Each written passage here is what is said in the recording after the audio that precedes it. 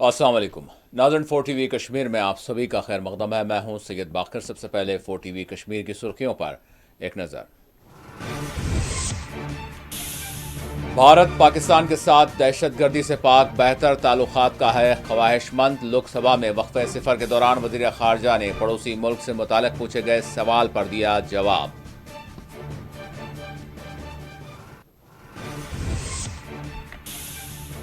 One nation one election पर parliament के दोनों ऐवानों में खुलकर होनी चाहिए बहस। उमर अब्दुल्ला ने दिया जोर, कहा दफा 370 की तरह मामला न हो।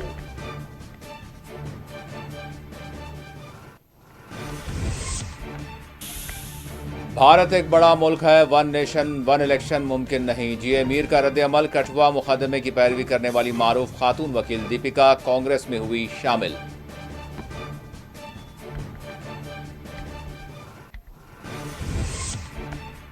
काबीना वजीर सकीना यट्टू ने किया चिटगाम का दौरा। आतिशज़दगी से मुतासरा खानदानों से की मुलाकात। बतौर राहत 6,60,000 रुपए के चेक्स मुतासरीन में किए तकसीम।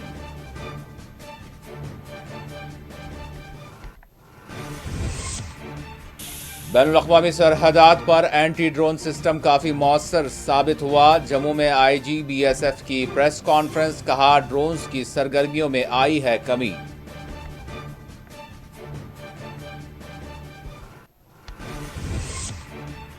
कश्मीर में गैर कानूनी सरगर्मियों के खिलाफ क्रैकडाउन हैं जारी। कोलगाम के चेनीगाम में मुबैना अस्कियत पसंद के मकान को कर दिया गया सीज।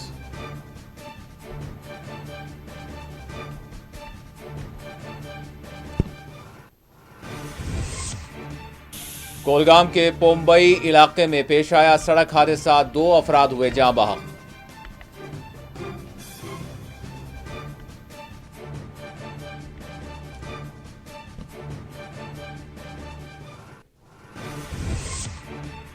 और वादी कश्मीर में सर्दी की लहर, अकल तरीन दर्जे हरारत में की जा रही है कमी दर्ज। बालटाल में अहम राहदारी की बहाली के लिए बर्फ की सफाई के काम है जारी।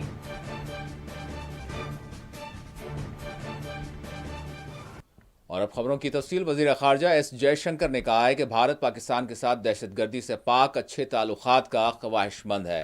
लोकसभा में वक्फे सवालात के दौरान कांग्रेस के रुकन पार्लियामेंट मनीष तिवारी की जानिब से मुल्क के शुमाली हिस्सों में पड़ोसी ममालिक से मुताल्लिक़ ताल्लुकात से मुताल्लिक़ पूछे गए सवाल पर वज़ीर ख़ारजा एस जयशंकर ने लोकसभा को मुखातब करते हुए कहा कि भारत पाकिस्तान के साथ ऐसे बेहतर ताल्लुकात का ख्वाह है जो दहशत गर्दी से पाक हो। जबकि पाकिस्तान अपनी पुरानी रविश को दूर नहीं करता तो इसके नुकसानात दो तरफा ताल्लुकात को होंगे। इसी दौरान पड़ोसी मुल्क से सरहद पार तिजारत से मुताल्लिक़ पूछे गए सवाल पर वज़ीर ख़ारजा ने कहा कि साल 2019 में पाकिस्तान की जानिब से लिए गए कुछ गलत फैसलों के नतीजे दोनों ममालिक के दरमियान तिजारती सरगर्मियां मुतासिर हुई हैं। वाज़ेह 5 अगस्त 2019 में भारत ने जम्मू कश्मीर के खुसूसी मौक़िफ़ दफ़ा 370 को ख़त्म कर दिया था, जिसके बाद हिंद पाक तिजारती ताल्लुकात भी मुनक़ता हो गए थे।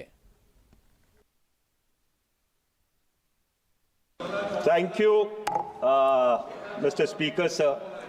Mr. Speaker, sir, for my second supplementary, let me turn to our northern neighbor. In the January of 2023, there was a paper written by and recent developments in the India-China border areas. In that statement, I highlighted that the last of the disengagement agreements had taken place which pertained to Depsang and Demchok. I also would like to convey to the honourable member, it was in the statement as well, that the understanding envisages that Indian security forces would be going to all the patrolling points in Depsang and would be going to the limit, eastward limit, which has historically been our patrolling limit in that part.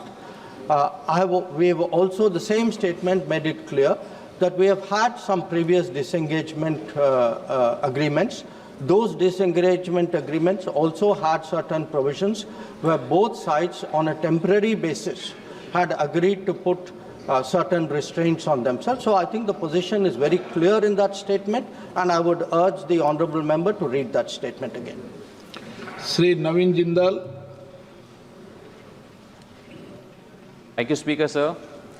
Sir, I'd like to ask the Honorable Minister, through you, sir, that what steps is India taking to improve our relations with our neighbor Pakistan, and also to what steps are we taking to increase the trade and commerce with them? Thank you, sir.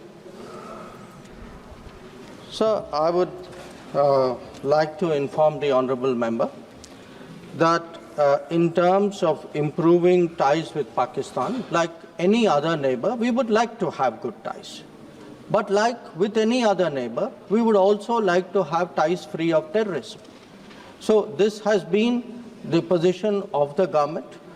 We have made it very clear that it is for the Pakistani side to show that they are changing their behavior of the past, and that if they don't, of course, there are implications for the relationship and for them. So I think the ball is very much in Pakistan's court in this regard.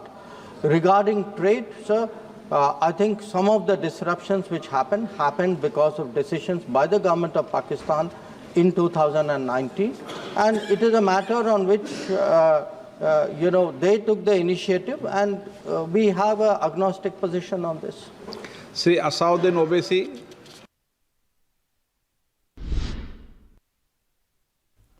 वज़ीर आला जम्मू कश्मीर उमर अब्दुल्ला ने कहा है कि one nation one election मामले पर parliament में खुलकर बहस होनी चाहिए। वज़ीर आला जम्मू कश्मीर उमर अब्दुल्ला ने कहा कि जिस तरह का मामला दफ़ा 370 के साथ हुआ है वो वन नेशन वन इलेक्शन के साथ नहीं होना चाहिए।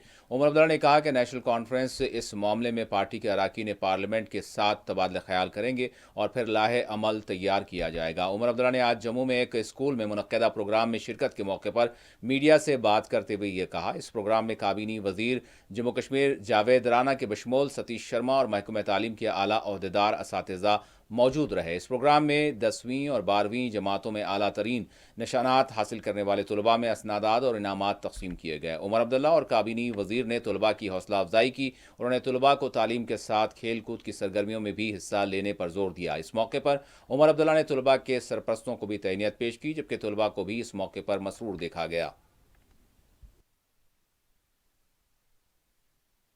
मेरा नाम आलिमा ज़ेब सोहरवर्दी है, मैं जनाब वैली से हूँ और अभी मैं एज 12th की स्टूडेंट आई थी यहाँ पे, बट अभी मैं ड्रॉपर हूँ। तो मुझे बहुत अच्छा लगा कि यहाँ पे हम लोगों को इनवाइट किया गया, क्योंकि नॉर्मली हम लोगों को अप्रिशिएट नहीं किया जाता है।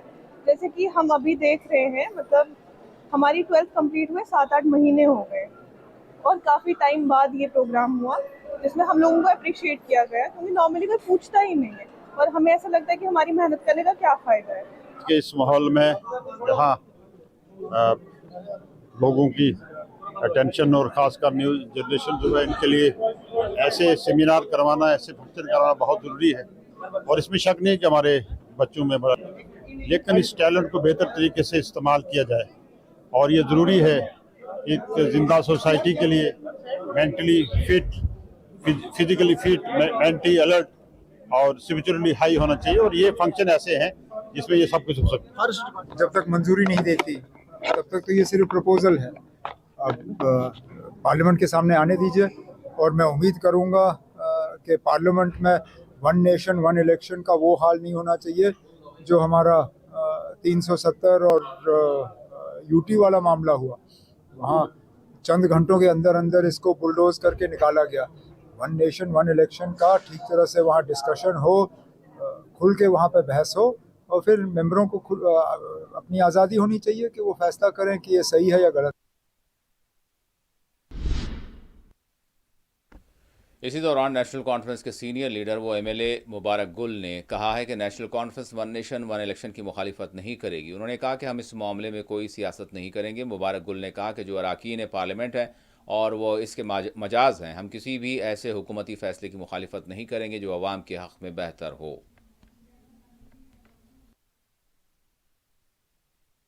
मैं तो अपनी राय बता रहा हूँ।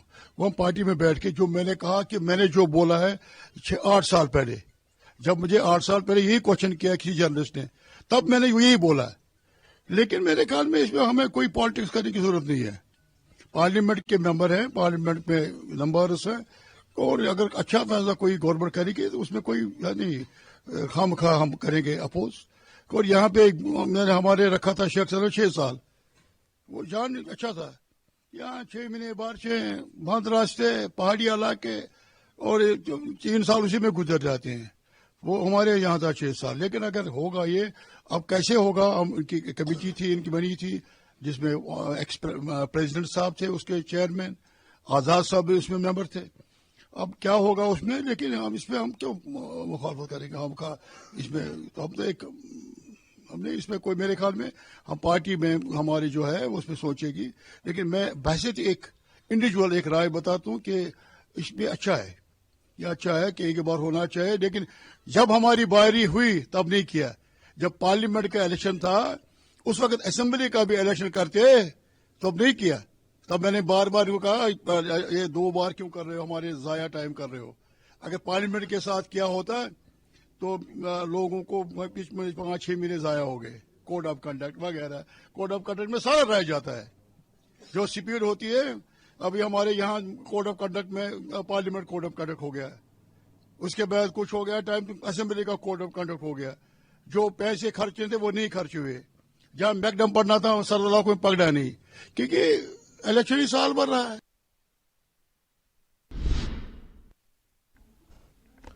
साबिक सदर प्रदेश कांग्रेस जम्मू कश्मीर जी मीर ने कहा है कि भारत जैसे एक बड़े मुल्क में वन नेशन वन इलेक्शन का तस्वुर मुमकिन नहीं है। जी मीर ने कहा कि वन नेशन वन इलेक्शन का मामला पर सोचना भी मुनासिब नहीं है। भारत एक बड़ा मुल्क है और यहाँ एक साथ तमाम इंतखाबात का इनेकाद मुमकिन नहीं। जी मीर ने दरबार मुँह की बहाली को नागुज़ीर करार देते हुए कहा कि इसके ज़रिए दोनों खित्तों के लोगों को राहत मिलेगी। वज़ीर जी मीर ने आज अनंतनाग में एक स्कूल में मुनक्किदा तकरीब में शिरकत की। इस मौके पर MLA डोरू जे मीर भी इनके हमरा रहे। अभी तो कोई है ही नहीं। 10 साल से तो भाजपा यही कहती रही कि रोहिंग्या रोहिंग्या, और कहीं पर घुसपैठिया कहते हैं, कहीं पर रोहिंग्या कहते हैं, कहीं पर कुछ कहते हैं। मगर ये गवर्नमेंट ऑफ इंडिया, खासकर डिफेंस मिनिस्ट्री और इंटरनल सिक्योरिटी मिनिस्ट्री का काम होता है टू आइडेंटिफाई सच एलिमेंट्स। अगर कहीं से भी देश के बाहर से, देश के बॉर्डरों को क्रॉस करके कोई आया तो वो गवर्नमेंट ऑफ इंडिया की जिम्मेदारी होती है। और वो ऑफिशियल लिस्ट तो कहीं देते नहीं, मगर टैग करने में पीछे नहीं हटते। तो इसलिए जिनकी जिम्मेदारी है उनको बाज़ाब्ता उस चीज़ का लिस्ट फराहम करना चाहिए। कई जगह तो कोर्टों ने पूछा कि लिस्ट दे दो, और ऐसा कोई आइडेंटिफिकेशन देते नहीं है। और अगर ऐसा कुछ है भी तो वो failure of the central government, failure of the prime minister, जो देश की सुरक्षा के लिए जिम्मेदार होता है। शहरियों को तहफ़्फ़ुज़ देना, बॉर्डरों को सेफगार्ड करना, ये उनकी जिम्मेदारी है, ये कॉन्स्टिट्यूशनल ड्यूटी है। तो अगर उसमें उनका अपना फेलियर है तो वो दोष किस पर देंगे? तो बाद की बात है हम कंपेयर करें। पहले ये देखना है कि ये भारत देश इतना विशाल है कि इसमें जो हमारा जमहूरी निज़ाम है इसमें पॉसिबल ही नहीं है। मतलब फिलहाल अगर आप इमेजिन करेंगे, जो हमारा अपना तजुर्बा है, जो हमने देखा है 40 साल से, तो ये पॉसिबल ही नहीं लगता है कि एक देश में एक ही चुनाव हो सकता है। यहाँ तो जमहूरियत है, कॉन्स्टिट्यूशन है। आपको किसी स्टेट की सरकार बनती है और कल उसमें से डिवीजन होता है, रूलिंग पार्टी में डिवीजन होता है, जैसे इन्हीं भाजपा वालों ने किया है। क्या कर्नाटका में रातों रात सरकार नहीं गिराई? क्या महाराष्ट्र की पिछली सरकार गिरा के नहीं ली? क्या गोवा में नहीं किया? कठुआ की मासूम कमसिन बच्ची के साथ ज्यादती और इसके कत्ल के मामले की एक अरसे दराज तक पैरवी करने वाली जम्मू की मारूफ खातून वकील दीपिका पुष्करनाथ ने दीगर पंडित कम्युनिटी से ताल्लुक़ रखने वाली खवातीन और जिहादकारों के हमरा कांग्रेस में शमूलियत इख्तियार कर ली। श्रीनगर में वाक़ कांग्रेस के हेडक्वार्टर पर सदर प्रदेश कांग्रेस तारिक हमीद कर्रा ने इनका पार्टी में खैर मकदम किया। इस मौके पर एडवोकेट दीपिका ने भाजपा की पॉलिसियों को सख्त तनकीदों का निशाना बनाया। उन्होंने कहा कि बीजेपी ने हमेशा पंडितों को अपने लिए एक विक्टिम कार्ड की तरह यानी इस्तेमाल किया।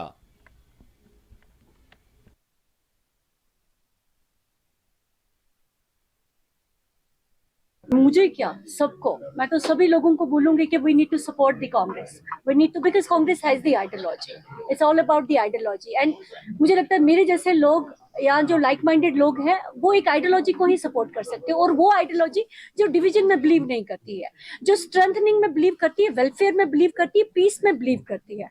सो it that has made me to join back the party again, because I have to be with an ideology और अपने principles पे कभी compromise नहीं.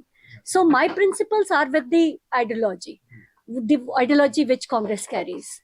And जम्मू कश्मीर के लिए है सर, जम्मू कश्मीर की कांग्रेस के लिए है, जम्मू कश्मीर के लोगों के लिए है, and that is why I'm here again. और मैं I'll try my level best कि मैं बेस्ट दे सकूं, मैं जम्मू कश्मीर के हर एक इंसान के लिए काम कर सकूं, under the guidance of our President Saab, Kara Saab, and with other leaders. I'll try my level best कि मैं अच्छे से काम कर सकूं. Yes. Political play card which Bharatiya Janata Party has been playing, I must say, playing with the emotions, sentiments of people, और उनको वो कैश तो कर लेना, उनके सेंटिमेंट्स, उनके इमोशंस के साथ खेल तो लेना, उसको कैश भी कर लेते हैं. बट देखने की बात यह है कि क्या वो उनके साथ एक्चुअली खड़े होते हैं? आई बिलीव वो खड़े नहीं होते हैं. अगर आप कश्मीरी पंडित्स का ही देख लेते हैं, एग्जाम्पल देख लेते हैं, do you think Kashmiri Pandits have return back? Do you think their welfare, their rehabilitation has been ensured? It was Congress. It was Congress which ensured the welfare. It was Congress which ensured their, the setup in Jagti or the PM's package. Do you think Bharatiya Janata Party has done? Bharatiya Janata Party has not done anything. It is Bharatiya Janata Party, if at all Bharatiya Janata Party is doing, it is only playing with the emotions, sentiments. Use करते हैं, use करने के बाद भूल जाते हैं. That is the unfortunate part. My message for my community is to stay together, stay united, and understand करें कि उनके साथ कौन था पास्ट में. तिहाड़ जेल में महरूस रुकने पार्लियामेंट इंजीनियर रशीद के गैर कानूनी फंडिंग मामले की फैसला 19 दिसंबर को सामने आएगा. आपको बता दें कि दिल्ली की एक अदालत 19 दिसंबर को यह फैसला करेगी जम्मू कश्मीर के एमपी इंजीनियर रशीद के खिलाफ, यानी जिस तरह से दहशतगर्दी फंडिंग केस को कानून साजों के लिए मुख्तस खुसूसी अदालत मुंतकिल किया जाए या नहीं. ये समाअत पहले जुमेरात को होनी थी, लेकिन जज की रुख्सत के बायस मुलतवी कर दी गई है.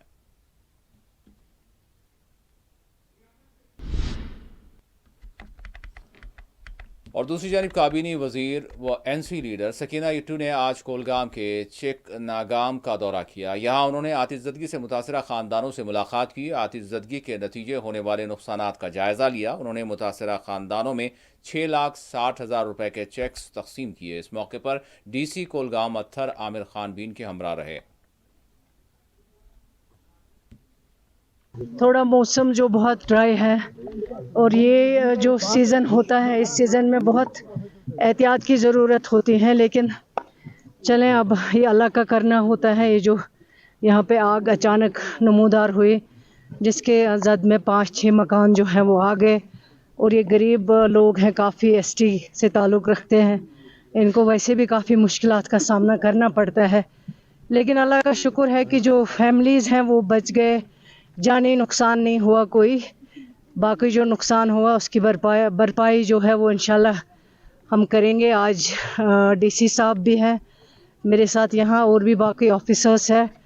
कुछ रेड क्रॉस में जो चेक थोड़ा सा कंपनसेशन जो मिलना था वो आज हमने दिया यहाँ पे. और ऑलरेडी मैंने उस टाइम जो हमारे यहाँ SDM साहब हैं उनको पहले ही हिदायत दी थी कि ऑन स्पॉट जाके जो इमीडिएट नीड हो, चाहे वो ब्लैंकेट्स हो, चाहे वो बर्तन की ज़रूरत हो, चाहे इनको कहीं और रिप्लेस करने की ज़रूरत हो, वो तो हमने करा दिया था.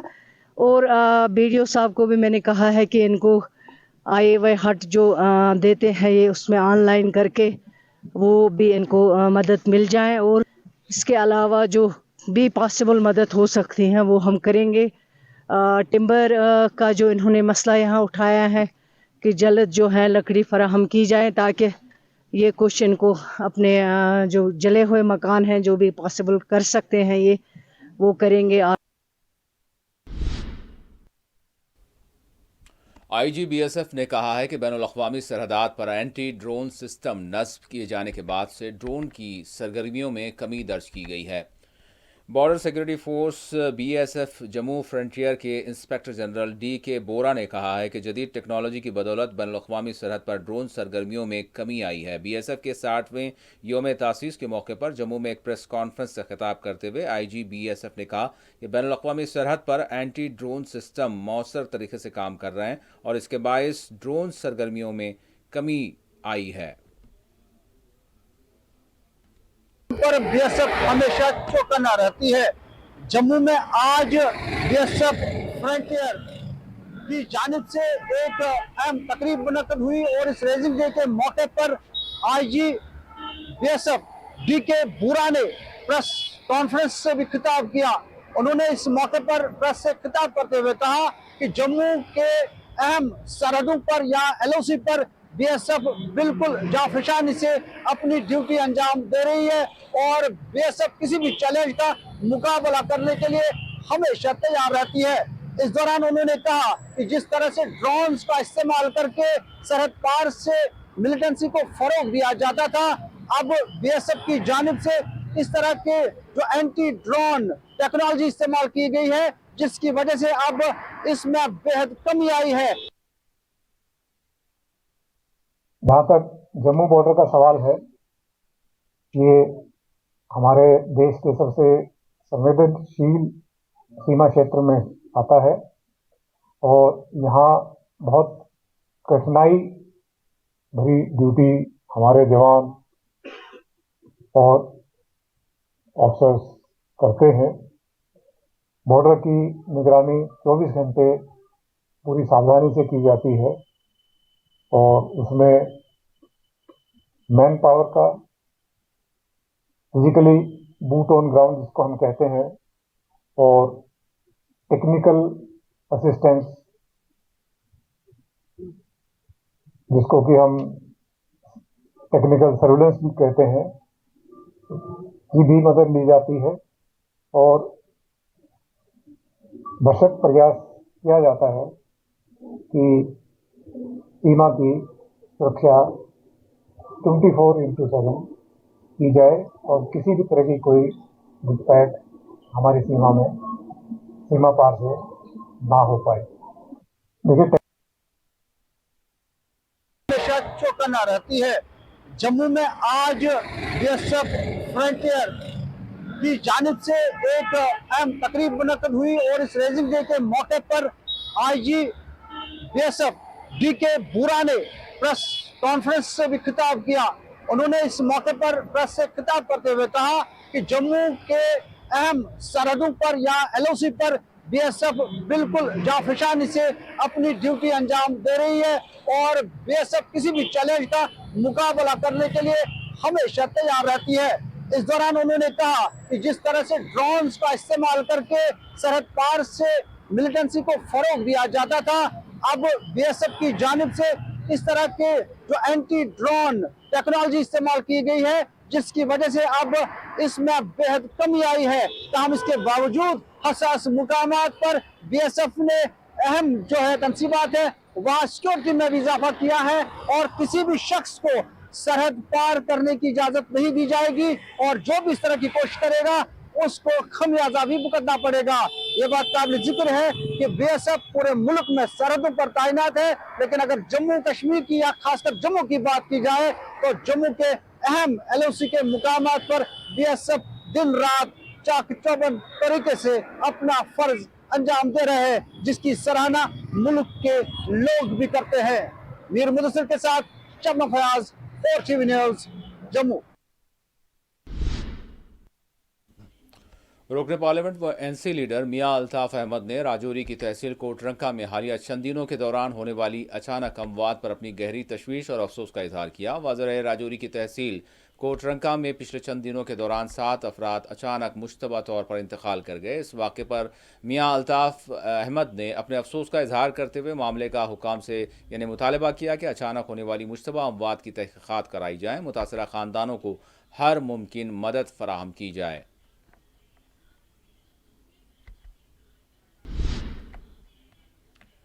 नेशनल कॉन्फ्रेंस की सीनियर खातून लीडर व एमएलए हबा कदल शमीमा फिरदौस ने कहा है कि रोहिंग्या पनाहगुज़ी हैं और इन्हें हुकूमत की जानिब से बुनियादी सहूलियात ग़िज़ा फराहम करना इंसानी और क़ानूनी फरीज़ा है। रोहिंग्याओं की मौजूदगी को सिक्योरिटी का मसला बनाए जाने को उन्होंने मुज़हका ख़ैज़ करार दिया।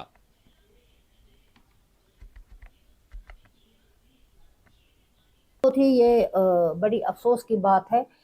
वो इंसान है, सबसे पहले इंसानियत को देखना है, मद्देनजर रखना है और उनको जो ज़रूरत ज़िंदगी है, जब तक वो यहाँ रहेंगे, जब तक उनको इजाज़त मिलेगी यहाँ रहने की, तब तक तो सरकार का ये फ़र्ज़ है उनको फूड भी देना है, शेल्टर भी देना है और सिक्योरिटी भी देनी है। उनको ये इम्पोर्टेंट होता है एक गवर्नमेंट के लिए। Government is bound to give all the three things, food, shelter. जो ये फूड, शेल्टर एंड सिक्योरिटी, जब तक इनको ये नहीं मिलेगा तब तक कोई भी सरकार कामयाब नहीं हो सकती है। जब फिर हिंदुस्तान को, दिल्ली सरकार को जो फिर फैसला करना होगा वो दूसरी बात है। वो इनह्यूमन ही चाहते हैं, वो इनको ह्यूमैनिटी के साथ कोई वास्ता नहीं है। उन्होंने इनको कहा है पानी के लिए उनके बच्चे तरस रहे हैं, उनके बच्चे मर रहे हैं पानी के लिए, वो बिजली के लिए तरस रहे हैं, वो घरों के लिए तरस रहे हैं, वो सड़कों पर आए हैं, ना उनको खाने के लिए कुछ दिया जाता है। और यहाँ से आप देखें इनकी खुदगर्जी क्या है। जब इनको देना होता है किसी को, अगर गैर आईनी तरीके से भी, जैसे कि इन्होंने गैर आईनी तरीके से यहाँ पे 370 खत्म किया, जैसे कि इन्होंने गैर आईनी तरीके से जो हमारा कौमी झंडा था उसको मिसमार किया, उसको खत्म किया, जैसे कि गैर कानूनी तरीके से यहाँ पर जम्मू कश्मीर के लोगों को मिसमार, यूथ को खत्म किया जा रहा है और यहाँ पर जो उनका हक है, जो उनके हुकूक है, उनको सलब किया जाता है। बाहर से लोगों को लाते हैं और उनको यहाँ की नौकरियां देते हैं। ये इस वक्त जो है, ये अल्लाह ताला, मुझे लगता है ये कहर है इसका अपनी, मुझे लगता है अल्लाह ताला ही एक वो है जो इसके साथ इंसाफ कर सकते हैं लोगों के साथ। वरना हमें, जो हिंदुस्तान के जो लोग हैं, एक सेक्शन को छोड़कर जो बाकी सभी जो लोग हैं, उनके लिए ये इस वक्त एक आजमाइश का दौर है। जब तक कोलगाम के चेनीगांव में पुलिस ने एक मुबैना अस्कत पसंद की जायदाद को सीज कर दिया। यूएपीए के तहत यह कार्रवाई अंजाम दी गई। मुश्ताक अहमद भट्ट नामी मुबैना अस्कत पसंद के मकान को सीज किया गया।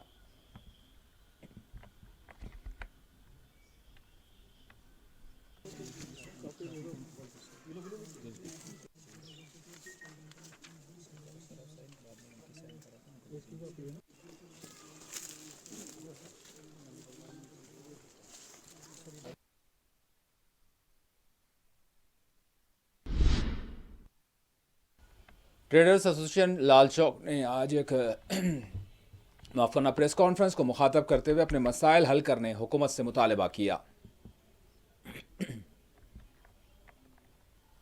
हमारी जो फेडरेशन है central Lal Chowk traders association की, तो we are facing some problems. तो इस वजह से हम आपको यहाँ बुला रहे हैं। तो मैं आपको तफसील से बताता हूँ कि हमारी क्या क्या प्रॉब्लम है और क्या क्या हमारे साथ ठीक हो रहा है, क्या क्या गलत हो रहा है हमारे साथ। तो मेन चीज़ हमारी यही है कि लाल चौक जो पहले हुआ करता था वो अब नहीं रहा। लाल चौक को हम बिजनेस का हब मानते थे। जो भी ट्रेड का, जब भी कभी ट्रेड की बात होती थी तो लाल चौक का नाम पहले आता था। और जब से ये स्मार्ट सिटी बन गई है तब से जो ग्राउंड लेवल, जो ग्रॉस लेवल के बिजनेस क्लास है लाल चौक के इर्द गिर्द में, लाल चौक में, और वो काफ़ी बड़ी ना ये प्रॉब्लम सहल रहे हैं कि उनका बिजनेस बहुत कमज़ोर हो गया। कई ऐसे तबके भी हैं जिनका बिजनेस अब ग्रो हो गया, जिनमें होटलिंग है, कश्मीर आर्ट्स है और कई ऐसे बिजनेस से जो ग्रो कर गए, क्योंकि ये इसको टूरिस्ट प्लेस बनाया गया। लाल चौक की शिनाख्त एज अ ट्रेड थी, लेकिन अब उसकी ट्रेड नहीं, इट्स एन टूरिस्ट, क्या बताएं इसको, टूरिस्ट प्लेस बन गए, जैसे गुलमर्ग, पहलगाम, ऐसे। हमारी जो फेडरेशन है central Lal Chowk traders association की, तो we are facing some problems. तो इस वजह से हम आपको यहाँ बुला रहे हैं। तो मैं आपको तफसील से बताता हूँ कि हमारी क्या क्या प्रॉब्लम है और क्या क्या हमारे साथ ठीक हो रहा है, क्या क्या गलत। उधर कुलगाम में एक अलमनाक सड़क हादसा पेश आया जिसमें 2 अफराद की जानें चली गई हैं। आपको बता दें कि कुलगाम के पुम्बई इलाके में एक सेब से लदे कंटेनर के उलटने से 2 अफराद की मौत वाक़ई हो गई। तफसीलात के मुताबिक ट्रक में कुल 4 अफराद सवार थे, जिनमें से 2 फौरी तौर पर हादसे के वक्त ही यानी छलांग लगाकर बच गए, जबकि 2 अफराद ट्रक के नीचे यानी फंस जाने के नतीजे में उनकी मौत वाक़ई हो गई। जो महलूकीन हैं उनकी शनाख्त रियाज अहमद राथर और मुख्तार अहमद इतू से उनकी शनाख्त की गई है।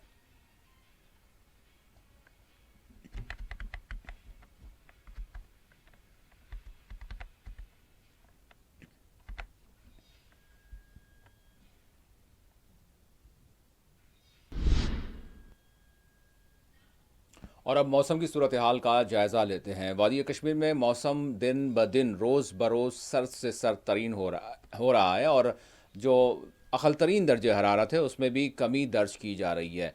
जिस तरह से आप देख सकते हैं तस्वीर में, बिलखुसूस सुबह के औक़ात गहरे कोहरे की वजह से आम जिंदगी भी मुतासर देखी जा रही है और जम्मू कश्मीर के मुख्तलिफ बालाई इलाकों से ताज़ा बर्फ़बारी की भी इतलात हैं, जहाँ बर्फ़ यानी सड़कों पर भरी हुई है। इसको साफ़ करने के लिए हुक्काम की जानिब से इक़दामात भी जारी हैं।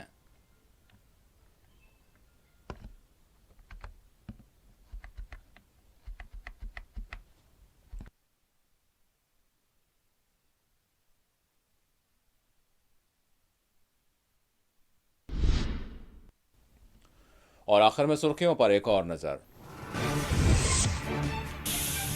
भारत पाकिस्तान के साथ दहशतगर्दी से पाक बेहतर ताल्लुकात का है ख्वाहिशमंद। लोकसभा में वक्फे सिफर के दौरान वज़ीर ख़ारजा ने पड़ोसी मुल्क से मुताल्लिक़ पूछे गए सवाल पर दिया जवाब।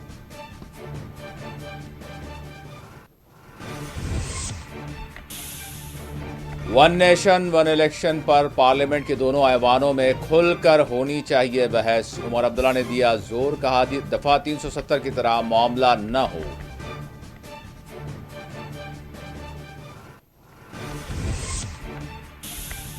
भारत एक बड़ा मुल्क है, वन नेशन वन इलेक्शन मुमकिन नहीं। जीए मीर का रद्द-ए-अमल। कठुआ मुकदमे की पैरवी करने वाली मारूफ खातून वकील दीपिका कांग्रेस में हुई शामिल।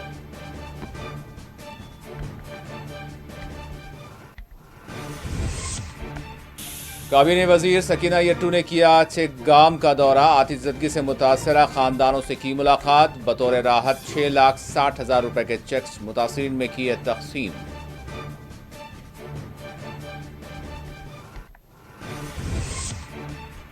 बैनुल-अक़वामी सरहदात पर एंटी ड्रोन सिस्टम काफी मौसर साबित हुआ। जम्मू में IG BSF की प्रेस कॉन्फ्रेंस, कहा ड्रोन्स की सरगर्मियों में आई है कमी।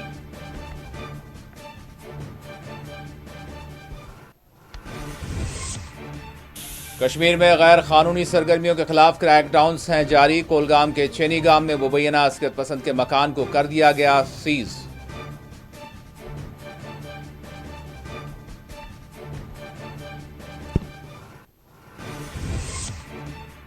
कोलगाम के पुम्बई इलाके में पेश आया सड़क हादसा, 2 अफराद हुए जाँ बहक।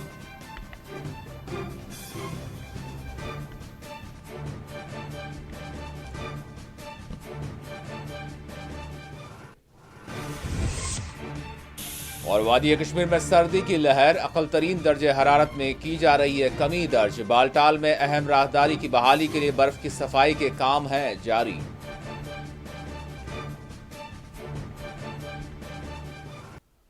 इसी के साथ 4TV कश्मीर का इख्तिताम होता है। अल्लाह हाफिज।